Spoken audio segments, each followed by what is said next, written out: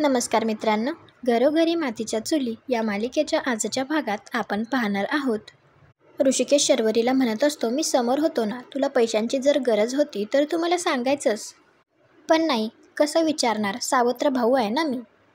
तर शर्वरी म्हणते, मला पैसे हवे आहेत पण बिझनेससाठी. तर जानकी ऋषिकेशला म्हणते, बघितलं, सांगितलं होतं ना मी तुम्हाला, माझा अंदाज खरा ठरला. शर्वरी वंश, तुमची भुवई जरी उंचावली ना तरीही मला समजतं तुम्हाला काय हवं आहे ते. तुमचे गाल जरी फुगले ना तरीही तुम्हाला काय हवं आहे हे मला गेल्या 10 वर्षात चांगलंच कळलंय. तुम्हाला पैसे कशासाठी हवे होते याचा अंदाज मी बरोबर बांधला, काय हो?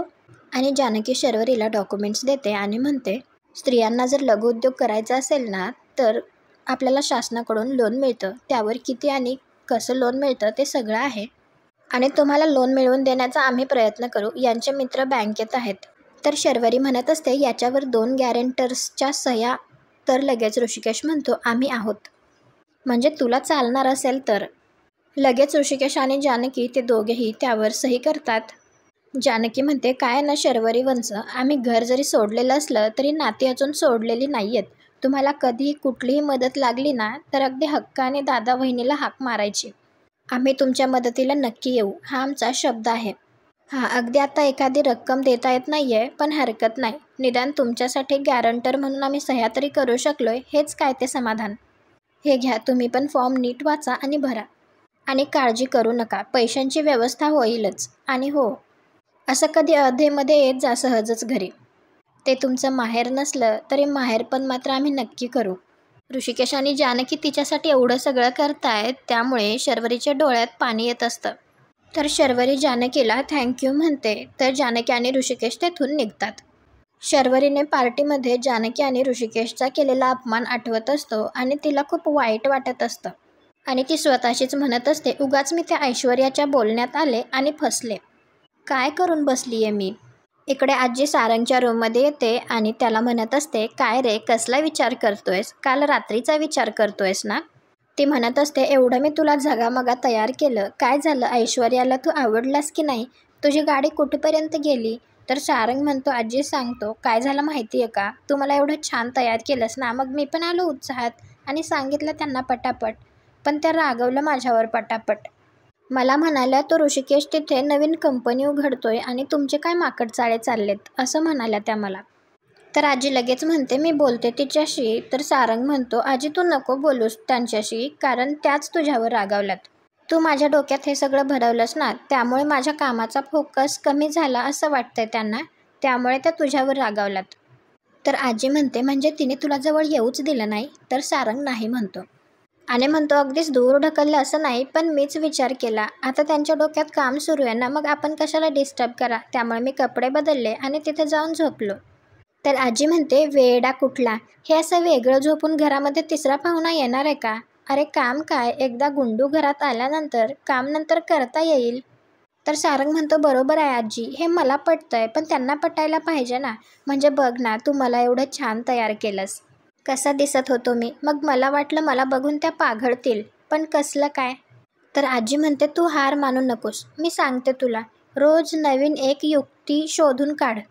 जर तुला काही सुचलं नाही तर इंटरनेट आहे ना, त्याच्यामध्ये शोध, का मी शोधू? तर सारंग म्हणतो, नाही नाही नको, तू शोधू नको. तू आयडिया दिलीस ना, मी शोधेन. तर आजी म्हणते, अजून एक सांगू तुला, जरा त्याच्यातल्या बारकावे. मागच्या वेळी जीन्स कापली होती आता. तर सारंग लगेच बोलायला लागतो. सारंग म्हणतो, आजी आता जे काही कापाकापी करायची आहे ते मी करतो. तू मला सांगितलंयस ना, मग तू चिंता करू नकोस, मी बघतो काय करायचं ते. तर आजी म्हणते, फक्त बघू नको, आज रात्री काहीतरी कर.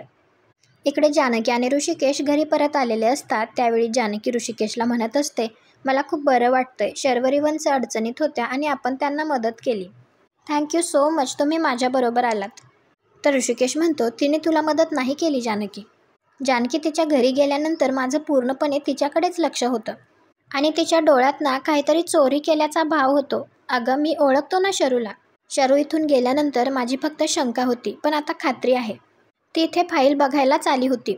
आणि हे बघ, तिला पैशांची गरज नव्हती असं नाही आहे, पण ती इथे पैशांसाठी नव्हती आली. माझं गट फिलिंग मला सांगतंय ती इथे आपल्या फाईलमधलं कोटेशन बघायला आली होती. हो, तिथे कोटेशन ऐश्वर्याला पाठवणार. जानकी, माझी खात्री आहे त्या ऐश्वर्यानेच तिला इथे पाठवलं असणार आहे.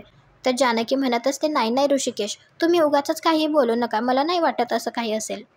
तर ऋषिकेश म्हणतो, तुला वाटणारच नाही, कारण तू जानकी आहेस मोठ्या मनाची. हे बघ जानकी, मी वेळेत सुधारलो, तू पण सावध हो. ज्या दगडाने आपल्याला ठेच पोहोचली आहे ना, त्याच दगडाला पुजायला जाऊ नकोस. तुला काय वाटतं, माझ्या मागे तुझं जे काही चाललंय ते मला माहीत नाही? जानकी, हे बघ, मी कानाडोळा करत असतो, पण माझं लक्ष असतं पूर्णपणे. हे बघ, तो डब्बा कुणाला द्यायला गेली होतीस हे तू मला सांगितलंही नाहीस आणि मी विचारणारही नाही. पण एक गोष्ट लक्षात ठेव जानकी, एकत्र त्यांनाच आणायचं असतं ज्यांच्या मनात आपुलकी, प्रेम हे सगळं असतं. अगं, त्यांच्या मनात फक्त आणि फक्त सावत्रपणा आहे गं. असो, मला तो विषयच नको आहे आता. जानकी, उद्या खूप महत्त्वाचा दिवस आहे आपल्यासाठी आणि काहीही करून आपल्याला हे टेंडर मिळायलाच हवं. आपण त्याच्याकडेच फोकस करायला पाहिजे. त्या दिवशी रात्रीसुद्धा सारंगने त्याची रूम अगदी छान सजवलेली असते आणि तो खूप खुश असतो. तो म्हणत असतो, देवा, आजपर्यंत पाहिलेले सगळे पिक्चर कामी आले, सगळ्या आयडिया वापरल्यात. फक्त ते टॉवेलपासून बनवतात ना, दो हंसों का चिवडा, ते फक्त जमलं नाही. पण राहू दे राहू दे, सगळं मनासारखं झालंय. वा वा वा सारंग रणदिवे, काय माहोल बनवलाय तुम्ही. आणि तो खूप खुश असतो. तो स्वतःशीच म्हणत असतो, आज खूप भारी तयारी झाली. आज आमची लव्ह स्टोरी 4 पावलं तरी पुढे जाईल. बाळा, बघ रे बघ, तुझा बाबा तुझ्या जन्मासाठी किती मेहनत करतोय बघ. आणि सारंग ऐश्वर्याच्या ड्रिंकमध्ये थोडीशी दारू मिक्स करतो आणि म्हणत असतो, ऐश्वर्या लवकर या, आज लय मजा येणार आहे. ऐश्वर्या, कुठे राहिलात, लवकर या लवकर या. आज मी तुम्हाला दाखवून देईन, तुमच्या स्वप्नातला राजकुमार मीच आहे. आणि तो खूपच जास्त खुश असतो आणि तो लाईट्स ऑफ करतो आणि ऐश्वर्या तेवढ्यात रूममध्ये येते. तर ऐश्वर्या स्वतःशीच म्हणत असते, हे काय, आमच्या रूमचा फ्यूज गेलाय, बाहेर तर लाईट्स ऑन आहेत. तेवढ्यात सारंग तिच्या समोर येतो. तर ऐश्वर्या त्याला पाहून म्हणते, हे सगळं काय आहे, एवढ्या मेणबत्त्या का लावल्यात तुम्ही? आणि ती लाईट्स ऑन करते. तर सारंग म्हणतो, ढॅन सरप्राईज. आणि हे सगळं पाहून तर ऐश्वर्याचं डोकंच फिरतं. तर सारंग स्वतःशीच म्हणतो, अरे बापरे, सगळं मुसळ मेहनत की काय. इकडे ओवी ऋषिकेशला म्हणत असते, मी माझ्यासाठी एक पिगी बँक बनवली आहे आणि यावरती मी माझं नावसुद्धा लिहिणार आहे. आणि जानकी तिथे अचानक येऊन ओवीला घाबरवते. तर ओवी घाबरते आणि म्हणते, अगं आई, घाबरले ना मी. तर जानकी म्हणते, अगं बाळ माझं घाबरलं गं. असं कसं घाबरलं, स्ट्रॉंग आहेस ना तू. आणि काय गं, काय बनवलंस, फक्त बाबांना सांगितलं. तर ओवी म्हणते, बीनं माझ्यासाठी पिगी बँक बनवली आहे, यामध्ये ना मी पैसे सेव्ह करणार, तू देशील ना मला पैसे. तर जानकी म्हणते, मी. तर जानकी अशी जादू केल्यासारखं करते आणि ओवीच्या कानांना हात लावून त्यातून एक तिला कॉईन देते. तर ओवी लगेच म्हणते, वा आई, तू माझ्या कानामागून कसा कॉईन काढलास. ओवी म्हणत असते, आई सांग ना, मला सांग ना. तर जानकी म्हणत असते, अगं ती जादू आहे, जादूगार आपली जादू कोणालाही सांगत नसतो. तर ओवी म्हणते, आई आता तू जास्त शायनिंग मारतीयस हां. तर ऋषिकेश हसतो आणि म्हणतो, खरं तर बोलतीये ओवी. इकडे सारंग ऐश्वर्याला म्हणतो, ऐश्वर्या, तुम्हाला मेणबत्त्या आवडल्या नाहीत का, विझवून टाकतो, विषय एंड. तर ऐश्वर्या म्हणत असते, हे सगळं काय सारंग, काय करताय तुम्ही हे. तर सारंग म्हणतो, हो असं काय करताय ऐश्वर्या, बेडवर गुलाबाच्या पाकळ्या टाकल्यात, याचा अर्थ काय होतो हे एवढ्या सुंदर आणि हुशार मुलीने विचारून तिला मी सांगायचं का. तर ऐश्वर्या मनात विचार करते, हे न समजण्या इतकी मूर्ख नाहीये मी, पण या पाकळ्या जर सौमित्रने टाकल्या असत्या तर खुश झाले असते मी. तू टाकलेल्या या पाकळ्या मला काट्यांसारख्याच आहेत. तर सारंग म्हणतो, ऐश्वर्या विचार करताय. तर ऐश्वर्या म्हणते, नाही, विचार काही करत नाहीये, पण तुम्ही जरा विचार करा ना, तुम्हाला अजून कळलेलंच नाहीये मी कशाने खुश होते, मला कसं खुश करायचं. तर सारंग म्हणतो, सांगा ना, कशाने खुश होता तुम्ही. तर ऐश्वर्या म्हणते, मी जे शोधतीये ना त्याचं जर का मला उत्तर मिळालं तर मी खुश होईन. मला सांगा सारंग, तुम्हाला कुठल्या कुलूप किल्ली याबद्दल असं काही माहिती आहे का. नानाने जानकी वहिनींना भेटून कुठल्या कडं, कुलूप, किल्ली याबद्दल काही सांगितलं आहे का. म्हणजे कसलं कुलूप, कसली किल्ली, मला ना काही कळत नाहीये. तर सारंग म्हणत असतो, नाना आणि जानकी वहिनी कसे भेटले मला काही माहिती नाही, कुठलं कुलूप किल्ली मला काही माहिती नाही ऐश्वर्या. तर ऐश्वर्या म्हणते, मग काय माहिती असतं तुम्हाला सारंग. आणि सारंग ऐश्वर्याचा हात हातात घेत म्हणतो, मला फक्त एवढंच माहिती असतं ऐश्वर्या, तुम्ही आणि ही रात्र दोन्ही खूप सुंदर आहे. मी पटकन दिवे विझवतो, तुम्ही तेवढं सरबत घ्या आणि मग आपण दोघं बेडवर गप्पा मारत बसूया. तर ऐश्वर्या म्हणते, हे सगळं नंतर करूया आपण, उद्या किती इम्पॉर्टंट काम आहे, कोटेशन रेडी करायचे, मग आपण हे सगळं नंतर बघूया. तर सारंग म्हणत असतो, नाही नाही ऐश्वर्या, ते सगळं नंतर, आधी तुम्ही फक्त सरबत तरी घ्या. तर ऐश्वर्या म्हणत असते, सरबत कुठे पळून जाणार आहे का सारंग. नाही ना, काम महत्त्वाचं आहे, आधी आपण काम करून घेऊया. आणि येताना लॅपटॉप घेऊन या असं म्हणून ती रूमच्या बाहेर निघून जाते. दुसरीकडे ओवी एकदम गप्प गप्प बसते तर लगेच जानकी तिला म्हणते, काय ग, आत्ताच फिदी फिदी हसत होतीस आणि असा चेहरा पाडायला काय झाला अचानक? तर ओवी म्हणते, आई माझ्या या पिगी बँकमधनं पैसे कोणी चोरले तर? याला ना कुलूप आहे ना किल्ली. त्यावेळी जानकीला आठवतं की नाना कोणत्या तरी कुलूप किल्लीबद्दल बोलत होते. त्यावेळी ओवी जानकीला म्हणत असते, आई तू आणशील ना माझ्यासाठी कुलूप किल्ली? तर लगेच ऋषिकेश तिच्याजवळ जातच म्हणतो, काही गरज नाहीये, आईला जसं मॅजिक येतं तसं मलाही येतं.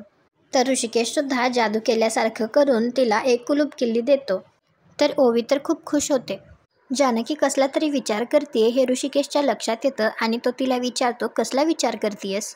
तर जानकी म्हणते, कड्याचा.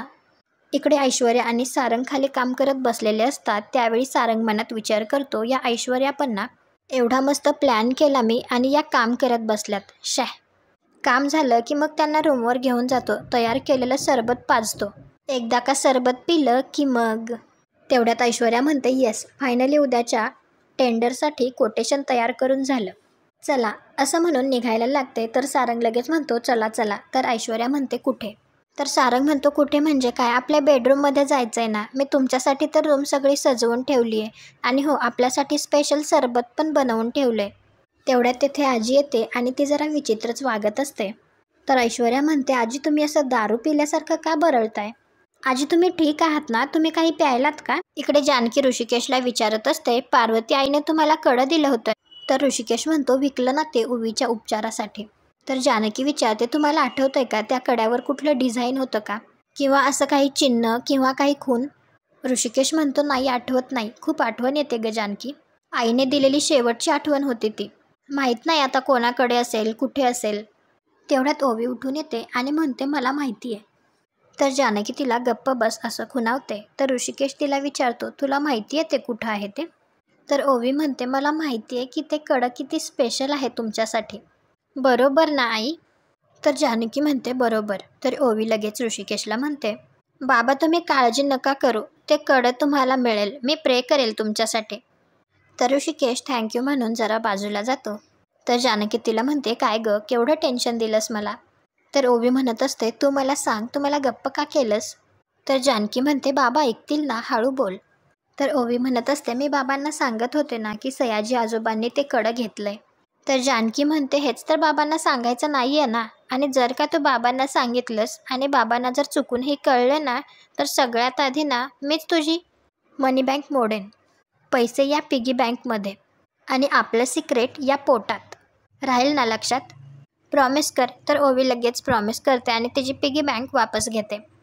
आणि ती जानकीला म्हणते, आई पण बाबा ते कडं खूप मिस करतायत ग. तुला जादू येते ना, मग तू जादू करून ते कडं परत मिळव ना. तर जानकी म्हणते, हो ओवी, काहीही करून त्या सयाजी काकांकडून ते कडं मला मिळवावंच लागेल. आणि आजचा भाग इथेच संपतो. पुढील भागात आपल्याला पाहायला मिळणार आहे, आजी ऐश्वर्याला म्हणत असते, तू त्याची साथ दे हं, नाहीतर मी तुझं पितळ उघडं पाडेन. आणि आजी असं म्हणताना अवंतिका आणि सौमित्रा ऐकतात. तर अवंतिका म्हणत असते, काय लपवत आहे का ती आजी, सांगा ना. त्यानंतर इकडे जानकी भांडे घासत असते. त्यावेळी तिच्याजवळ कोणीतरी येतं, कारण तिचा दरवाजा वाजत असतो. आणि यावर्षीचं बाजार समितीचं टेंडर कोणाला मिळेल हे आपल्याला उद्याच्या भागात पाहायला मिळणार आहे. तुम्हाला काय वाटतं? जानकी भांडे घासत असताना तिथे शर्वरी येऊन तिने सगळं सांगितलं असेल का? आणि बाजार समितीचं टेंडर हे जानकी एंटरप्राइजेसलाच मिळेल का? कमेंट करून नक्की सांगा. व्हिडिओला लाईक करा, आपल्या मराठी मालिका चॅनलला सबस्क्राईब करा. भेटू उद्याच्या भागात.